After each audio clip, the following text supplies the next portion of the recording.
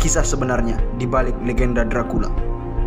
Mungkin sebagian besar kita jika mendengar atau membaca kata Dracula, kita membayangkan sosok seperti vampir penghisap darah. Tapi tahukah kamu bahwasannya kisah Dracula adalah kisah kelam bagi umat Islam? Kisah Dracula sebenarnya merupakan pembesar Wallachia berketurunan Vlad Dracul. Dalam huraian Hipatia tersebut, kisah Dracula tidak boleh dilepaskan menjelang tempo akhir Perang Salib. Dracula dilahirkan ketika peperangan antara kerajaan Turki Ottomania sebagai wakil Islam dan kerajaan Hungari sebagai wakil Kristen, di mana peperangan ini semakin sengit. Kedua-dua kerajaan tersebut berusaha merebutkan wilayah-wilayah yang boleh dikuasai baik Eropa maupun Asia. Puncak peperangan ini adalah jatuhnya Konstantinopel, yaitu benteng Kristen ke dalam penguasaan kerajaan Turki Ottomania. Dalam peristiwa Perang Salib, Dracula merupakan salah seorang panglima tentara salib. Dalam perang inilah Dracula banyak melakukan pembunuhan yang sangat kejam terhadap umat Islam. Hipatia menganggarkan jumlah korban kekejaman Dracula mencapai 300.000 umat Islam. Korban-korban tersebut dibunuh dengan berbagai cara yang sangat biadab dan kejam, yaitu dibakar hidup-hidup, dipaku kepalanya, dan yang paling kejam adalah disulam. Penyulaan merupakan cara penyiksaan yang amat kejam, yaitu seseorang itu akan ditusuk dari dubur dengan kayu sebesar lengan tangan orang dewasa yang ujungnya ditajamkan. Mangsa yang telah ditusuk kemudian dipancangkan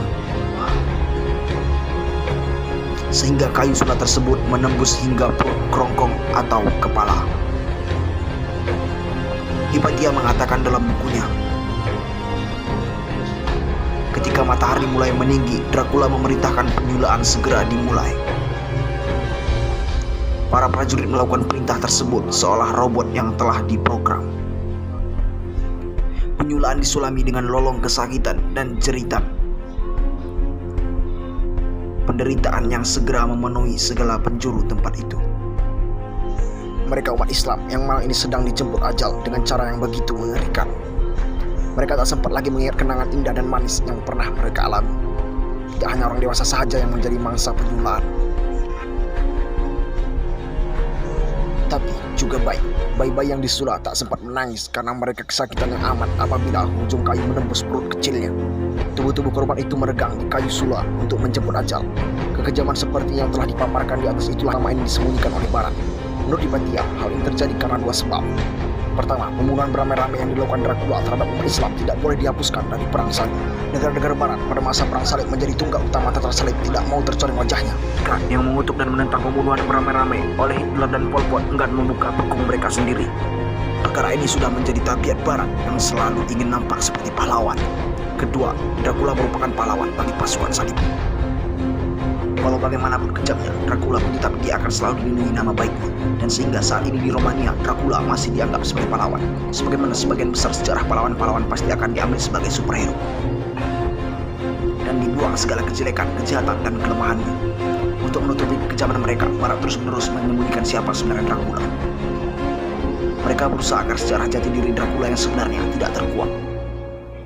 Dan harus diakui bahwa usaha Barat untuk mengubah sejarah Dracula dari fakta menjadi fiksi ini cukup berhasil. Ukuran keberhasilan ini dapat dilihat dengan kebanyakan masyarakat di dunia, khususnya umat Islam sendiri yang tidak mengetahui tentang siapa sebenarnya Dracula. Masyarakat umum hanya mengetahui bahwa Dracula adalah merupakan legenda vampir yang kehausan darah tanpa mengetahui kisah yang sebenarnya.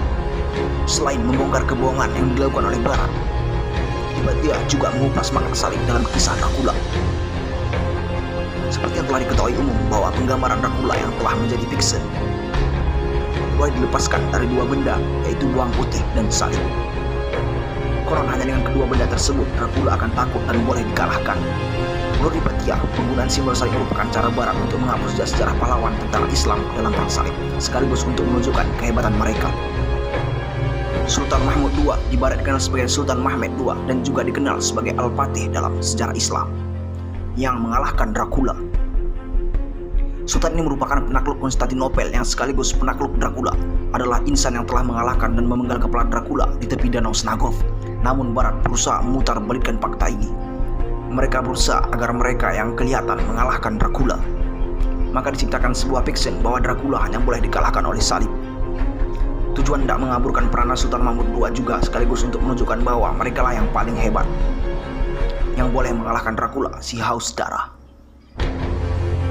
Barat senantiasa berterus-terusan mencoba memutarbalikkan fakta dengan berbagai perkara dengan tujuan supaya umat Islam sendiri terkeliru, karena mereka tahu bahwa umat Islam semakin lemah dan malas untuk membongkar sejarah yang sebenarnya. Semoga kita tidak terjatuh ke dalam perangkap permainan Barat yang ingin melemahkan jati diri umat Islam. Sebarkan pengetahuan ini kepada saudara kita yang lain supaya semua orang mengetahui siapa itu Vlad Dracul atau Dracula yang sebenarnya. Wallahu a'lam.